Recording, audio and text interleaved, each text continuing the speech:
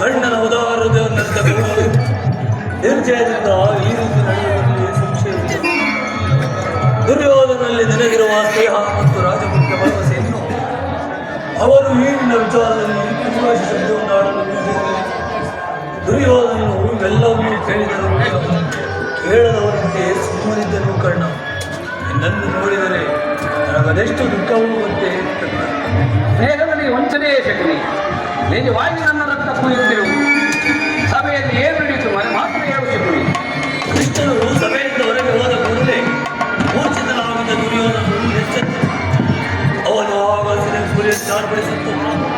ಕ್ರೋಧದಿಂದ ಬುದ್ಧಿ ಹೋದವನಾಗಿ ಭೀಷ್ಮ ದ್ರೋಣಾದಿಗಳನ್ನು ಪಾಂಡವರ ಪುರುಷೋದರನ್ನು ನಿಂದಿಸಿ ಸಮಸ್ತ ಸಾಮಂತ ರಾಜರು ಪಾಂಡವರೊಂದಿಗೆ ಯುದ್ಧಕ್ಕೆ ಸಿದ್ಧರಾಗುವಂತೆ ಆಜ್ಞೆಯನ್ನು ಮಾಡಿದರು ಮತ್ತು ಕಣ್ಣನಿಗೆ ಸೇನಾಧಿಪತ್ಯವನ್ನು ಕಟ್ಟಬೇಕೆಂಬ ತನ್ನಿಚ್ಛೆಯನ್ನು ವ್ಯಕ್ತಪಡಿಸಿದನು. ಕರ್ಣ ಕುರುಪಿತ ಮಹಾನ್ ಏನು ಹೇಳಿದನು?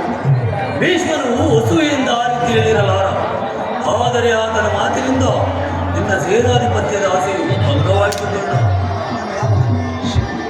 ನಾನು ಯಾವಾಗಲೂ ಸೇನಾಧಿಪತ್ಯಕ್ಕೆ ಆಸೆ ಪಟ್ಟವನಲ್ಲ.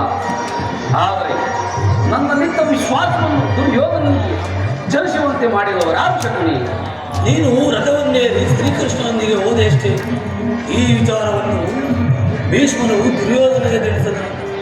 ತಂತ್ರಿಯಾದ ಶ್ರೀಕೃಷ್ಣನ ಮಾತಿಗೆ ನೀನೆಲ್ಲಿ ಹೊಸರಾದೆ ಎಂದು ದುರ್ಯೋಧನ ಸಂದೇಹ. ಕುರುಕುಲದ ಅರಸರು ಈ ಕರ್ಣನ ಸ್ವಾಮಿನಿಷ್ಠೆಯನ್ನು ಇನ್ನೂ ತಿಳಿದಿಲ್ಲವೇ? ತಿಳಿದಿರಬಹುದು ಕರ್ಣ, ಆದರೇನು ನಿನಗೂ ಕೃಷ್ಣನಿಗೂ ನಡೆದ ಮಾತಿನ ರಹಸ್ಯವನ್ನು ತಿಳಿದವರಷ್ಟು ನಿನಗೆ ಸೇನಾಧಿಪತ್ಯವನ್ನು ಕಟ್ಟಕೂಡದು ನಿರ್ಧಾರವಾಯಿತು. ಶಕ್ತಿ, ನಾವು ಯಾವಾಗ ಇದಕ್ಕೆಲ್ಲ ಕಾರಣ ಆ ಭೀಷ್ಮನು ಯಾರಾದರೆ.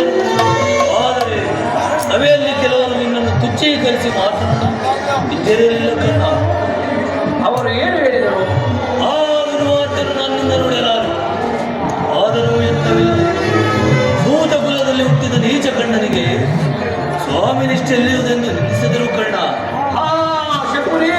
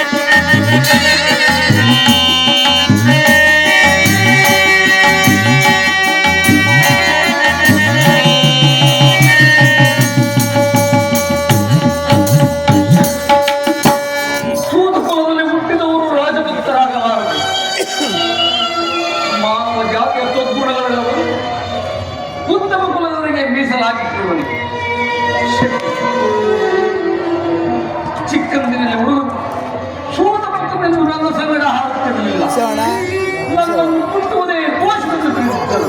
ಮಾತಾಡೋದು ನಿಂತ್ಕೊಂಡ್ಬಿಟ್ರು. ತಾನು ಕಣ್ಣೀರು ಸುರಿಸಿ ಹೃದಯದ ವೇದನೆಯನ್ನು ಕ್ಷಣಕ್ಕಂತದಂತೆ ವಿನ್ನವಿಸಿಕೊಳ್ಳುತ್ತಿದ್ದೆ. ಹೇ ಪರಮೇಶ್ವರ, ನನ್ನನ್ನು ಪಾಪಕ್ಕಾಗಿ ಕುಲಕ್ಕೆ ತಂದಿದೆ. ಆದೆಯನ್ನು ಕಳೆದು ತಿಳಿವು ಮೂಡಿ ಜನ್ಮವ ಕಷ್ಟನೆ ಎಂದು ನನ್ನ ಮಾನವರನ್ನು ಪುನಃ ಅವಲಂಬಿಸಿವೆ. ಗುಣವನ್ನಲ್ಲವೆಂದು ನಿಶ್ಚಯಿಸಿದೆ. ನಾನು ಏಕಾಗಿಯಾಗಿ ಆತ್ಮಶಕ್ತಿ ದೈವಾನ್ ಬಲದಿಂದ ನನಗೆ ರಾಜಸ್ಥಾನದ ಸ್ಥಾನಮಾನಗಳು ಬರುತ್ತವೆ. ನಾನಿಂದು ಅಂಗದೇಶದ ಗುರು ಸಾಮ್ರಾಜ್ಯದ ಈಗಲೂ ನನ್ನನ್ನು ಜನ್ಮ ದೃಷ್ಟಭೂತವು ಇನ್ನೂ ಬಿಟ್ಟಿಲ್ಲ. ಪ್ರತಿಷ್ಠಾಪದ ಆರ್ಯವು ಈ ಸ್ವತಂತ್ರದ ಮರ್ಯಾದೆಯನ್ನು ಹೊರಬರುವುದ ಹೊರತು ಭಾರತಕ್ಕೆ ವಿಸ್ತಾರವಿಲ್ಲ, ಶಕ್ತಿ ವಿಸ್ತಾರವಿಲ್ಲ. ಗೌರವದಿಂದ ಅಜ್ಞಾನ ಸ್ನೇಹವನ್ನು ನಿರಾಕರಿಸಿದ ಪ್ರತೀಕಾರ ನಿನ್ನ ಕೈಯಲ್ಲಿರುವುದು. ಭೀಷ್ಮನು ಯುದ್ಧದಿಂದ ಪರಾಜಿತರಾಗುವವರೆಗೂ ನೀನು ಅಸ್ತ್ರದಾನ ಮಾಡುವುದಿಲ್ಲವೆಂದು ಶಬ್ದವನ್ನು ಮಾಡು. ಆಗ ಗೌರವವನ್ನು ತಿಳಿಯಲಿ. ಕರ್ಣನ ಅಸ್ತ್ರ ಕೌಶಲ್ಯ ಲಾಭವು ಎಂಥ ಅನರ್ಥಕಾರವೆಂಬುದನ್ನು. ಶಕುನಿ ಯುದ್ಧದಲ್ಲಿ ನಿರತರಾಗಿರುವಾಗ ನಾನು ಮನೆಯಲ್ಲಿ ಕೈ ಕಟ್ಟಿಕೊಳ್ಳುವುದು ಹೇಳಿ ಅಂತ ಪಡೆದುಕೊಳ್ಳುವುದು ನಾನೆಲ್ಲಾದರೂ ಶಕುನಿ. ಬೇರೆ ಉಪಾಯವಿಲ್ಲ ಅಂಗಾಧಿಪತಿ. ಸ್ವಪಕ್ಷದಿಂದ ಯುದ್ಧ ಕ್ಷೇತ್ರದಲ್ಲಿ ಅಪಮಾನಿತವಾಗುವ ಎಚ್ಚರಿಕೆಯಿದ್ದರೆ ಅಸ್ತ್ರದಾನವನ್ನು ಮಾಡು. ಏಕೆಂದರೆ ಭೀಷ್ಮ ಶಲ್ಯಾದಿಗಳು ಜನಕ್ಕಿಂತ ಹೆಚ್ಚಿನ ಅಪಮಾನ ಮಾಡಲು ಯೋಚಿಸಿರುವಂತಿದೆ. ಗುರುಜನರ ಮೇಲಿನ ಭಕ್ತಿಯಿಂದ ದುರ್ಯೋಧನನು ಈ ನಿನ್ನ ವಿಚಾರದಲ್ಲಿ ತಾಟಸ್ಥ್ಯ ಭಾವವನ್ನು ವಹಿಸುವನು. ದುರ್ಯೋಧನ ಇಂತಹ ಪರಿವರ್ತನೆ ಮುಂತಾದ ಮೇಲೆ ನಾನು ಯಾರಿಗೂ ಉತ್ತರ ಯುದ್ಧ ಮಾಡಲಿ. ಸರಿಯಾಗಿ ಹೇಳಿದ ಶಕ್ತಿ. ಭೀಷ್ಮನು ಯುದ್ಧದಲ್ಲಿ ಪರಾಜಿತನಾದವರೆಗೂ ನಾನು ಅಸ್ತ್ರಗಳನ್ನು ಕೊಡುವುದಿಲ್ಲ. ಇದೇ ನನ್ನ ಶಪಥ.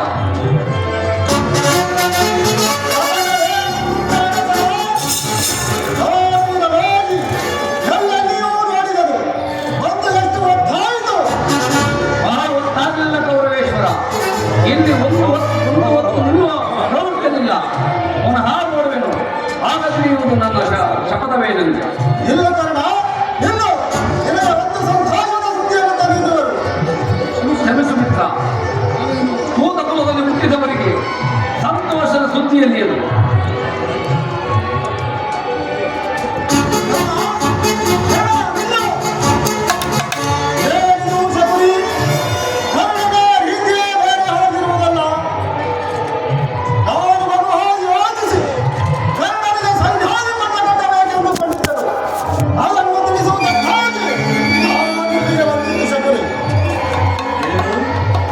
ಕರ್ಣನಿಗೆ ಸೇನಾಧಿಪತ್ಯ ಇದೇ ಪರ್ಯಾಸವೇ ಸುಯೋಧನ.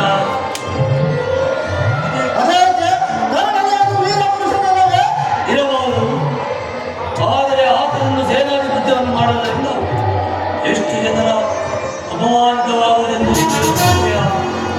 ಭಾರತ ವಿಜಯನಾದ ಭೀಷ್ಮ, ಶಸ್ತ್ರಾಚಾರ್ಯನ ಹೃದೋರ್ಮ ಇವರೇ ಮುಂತಾದ ವರ್ಣ ಮಹಾರಥಿಗಳನ್ನು ಬಿಟ್ಟು ಸಮುದ್ರ ಕುಲದಲ್ಲಿ ಹುಟ್ಟಿದ ಕರ್ಣನಿಗೆ ಸೇನಾಧಿಪತ್ಯವೇ.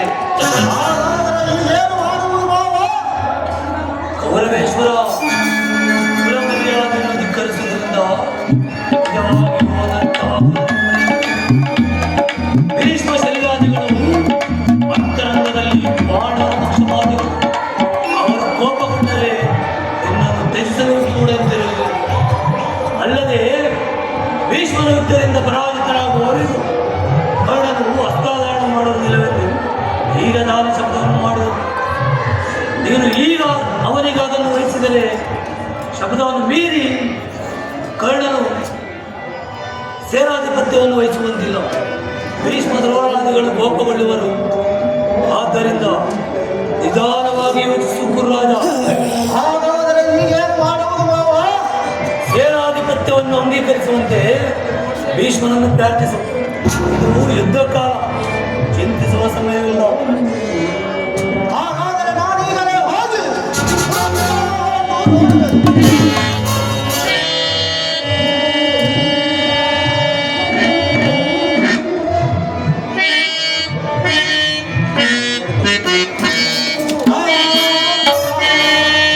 ಧನ್ಯವಾದ.